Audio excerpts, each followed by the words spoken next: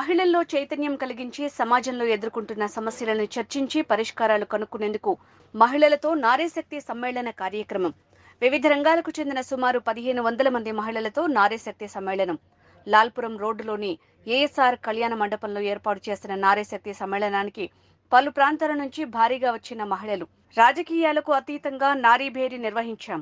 మహిళల్లో నాయకత్వ లక్షణాలు పెంపొందించడం, సేవా కార్యక్రమాల్లో పాల్గొనేలా ప్రోత్సహించడం ఈ సమావేశం లక్ష్యం. మహిళలపై దాడులు జరగకుండా భారతీయ సంస్కృతి సంప్రదాయాల్ని తెలియజేస్తున్నాం. దేశవ్యాప్తంగా మహిళా సమన్వయ ఆధ్వర్యంలో 400 పైన మహిళా సమ్మేళనాలు జరుగుతున్నాయి. ఆంధ్రప్రదేశ్లో నారీ శక్తి పేరిట ఈ సమ్మేళనం చేసుకుంటున్నాము.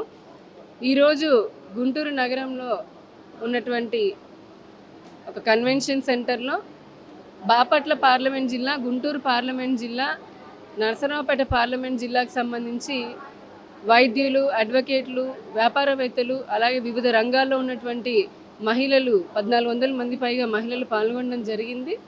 వివిధ అంశాలపైన, అంటే భారతీయ దృష్టిలో మహిళ, అలాగే వివిధ రంగాల్లో ఉన్నటువంటి మహిళలకి ఉన్న అవకాశాలు, సమస్యలను పరిష్కరించుకోవడం ఎలా, మహిళ ఆధారిత అభివృద్ధి, మహిళా కుటుంబం, సమాజం, దేశాభివృద్ధిలో తన పాత్ర, రాబోయే 20 సంవత్సరాల్లో అమృతకాలంలో ఏ విధంగా మహిళ తనలోని నైపుణ్యాలను మెరుగుపరుచుకొని తన నాయకత్వ పటిమని పెంచుకొని బలమైన సమాజాన్ని, సంస్కారవంతమైన సమాజాన్ని నిర్మిస్తుంది అని చెప్పని ఇటువంటి అంశాలు చర్చించడం జరిగింది.